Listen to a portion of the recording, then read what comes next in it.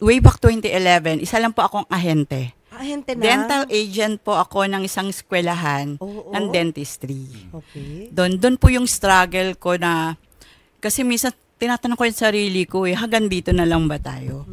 Kasi sa atin mga Pilipino, usually pag hindi nakatapos ng studies before, so yun lang yung craft na dapat mong tahakin. So nangarap po ako para sa sarili ko.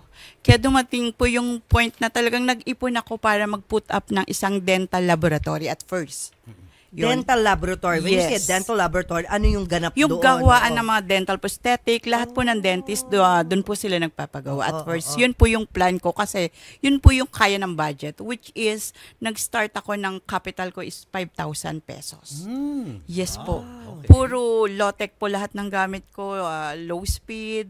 Ang tao ko is dalawa lang, ako at isang technician at the same time. So lahat, ahente, runner, so all in one po ako that time. Hindi naman po kasi ako pinanganak na mayaman. So although lahat, hindi rin ako negosyante. So lahat dumaan po ako sa talagang pagsubok na kailangan, marami po kasing doon clinic sa amin. So kailangan magaling ka, kailangan magaling kang makipag-usap, and at the same time maraming kang contact. Dumating yung point na talagang ang daming kong pinagdaanan sa buhay na gusto kong gumive up.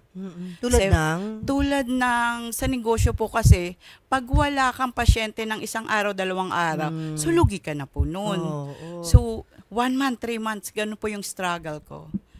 Talagang dumating yung point na gusto ko nang isara. Nagtanong ako kay Lord, eto na ba? Kailangan ko na bang isara to? Nagkandabaon-baon ako sa utang at the same time. Ito yung before pandemic pa? Yes po, before pandemic. Tapos, yun nga po yung will ni Lord na binigyan ako na, Lord, bigyan mo ako ng sign kung ididiretso ko pa ba to. Tapos yun, biglang nag-open yung isang door ng isang pwesto. Literally door. Yes, pwesto. Yes. Wala naman akong pera that time. Kasi pinapaalis na ako sa pwestong yun.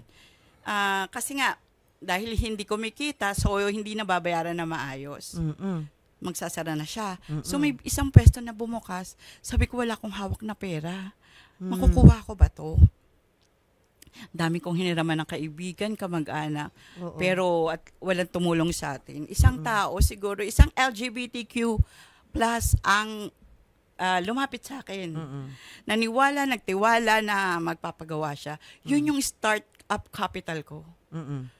Siya yung nagbigay sa akin ng puhunan na para makuha yung pwesto. From then on, dire-diretso, referral. Pero mula po noon, kasi ang dami ko rin naging utang, naging kaibigan, na doon nga po, bumangon ako paunti-unti. Ilan na ngayon ang clinic mo? 2 po, put up. Yung isa po, Pasay po. Ongoing po si Pasay. Kaya thank you Lord din po. So lahat ng blessing na binibigay po sa atin, ay ibinabalik naman po natin sa mga community service natin. Meron po tayong ginagawang community service, libreng pustiso sa mga nangangailangan. Tapos yung mga estudyante po na every pasukan po, meron po tayong libreng school supplies, tsaka yung mga sapatos. So halos lahat po ng mga kaya po namin ibigay, ibinabalik po namin. As a way of giving back. Tooth fairy ka pala talaga. Anong nangyari doon sa tumulong sa iyo ng LGBT? Yun. Ayan, si Karen. Until now, hindi ko siya nakita. Hindi na siya nagpakita?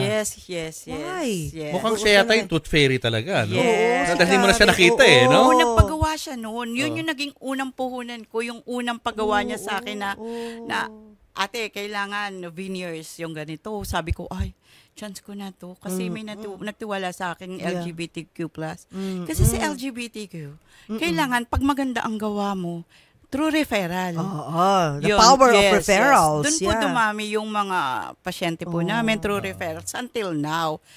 Pinopromote nila po ako ng walang yung So karamihan ng mga mo? Yes, LGBTQIA. Members yes po. They're in the right hands. Natin yung mga picture nila. Ito mga mga sila? Yan yung mga yes po, mga clients mo?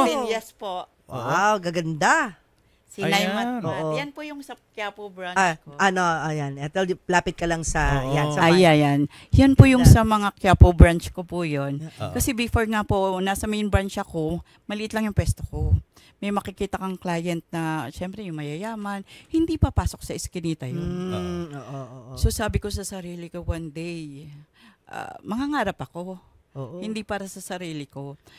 Para dun sa mga taong naniniwala at nagtitiwala sa akin. Kaya po, sa tulong po ni Lord talaga, nakapagtayo ako ng Quiapo branch. Na malaki na. No? Yes. Pupuntahan na yan ng mga mayayaman. At nakapangalan pa sa'yo, no? Yes po. Oh, Yes Yung, po. ganda. clarify ko lang, dental clinic siya, Yes bale. po. Oo, Yes po. Pero Dental dentista ka rin. Hindi. Paano yun? How do you reconcile that? Meron po tayong licensed dentist Okay. and at the same time, meron din po tayong licensed technician. Ah. Technicalities, doon lang po kami nasa Ayun. likod. Nagdi-design po ng mga ipin nila. Ayun. Usually kasi sa mga LGBTQ+, Oo. sila yung masyadong maaarte pa sa aming mga babae. Mataas ang standards. Yes. Right, yes. Tiff? Yes. Si Tiffany. Okay. Opo. Oo. Kaya yun, very thankful ako na naabot ko po yung lahat ng Standards criteria nila. nila. Yes.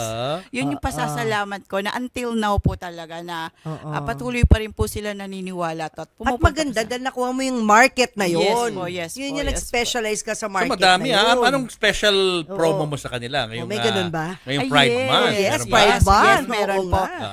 Nagbibigay po tayo ng promo doon sa mga LGBTQ po at the same time, marami pong nagchat-chat sa atin na LGBTQ plus na talagang humingi ng tulong na magkaroon sila ng magandang ngiti. Oo. Pero hindi naman po tayo nag-close na door. Lahat po binibigyan po natin sila ng pagkakataon na magkaroon po ng magandang ngiti. Galing po sa Ethel Ilocsa Dental Clinic Ayan. pa. So open Yan. kayo kung sakaling pwede kayo mag-sponsor ng mga yes members po, ng yes LGBT po. na Yes po. nangangailangan ng Oo, now we know. Yes.